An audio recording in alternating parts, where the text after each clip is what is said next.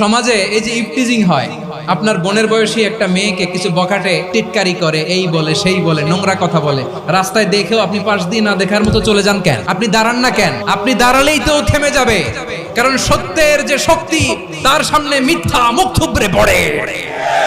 আপনার সামনে ও কিছুই না, নাথিং। আপনি দাঁড়ান, ওকে প্রশ্ন করেন যে আমার বোনকে তুমি ডিস্টার্ব করো কেন? আপনাকে দেখে আরো 5 জন দাঁড়াবে, 5 জনকে দেখে আরো 10 জন দাঁড়াবে। আমাদের নীরবতা আর আমাদের নিশ্চুপ থাকাই জালিমদেরকে আরো শক্তিশালী জালিম বানিয়েছে।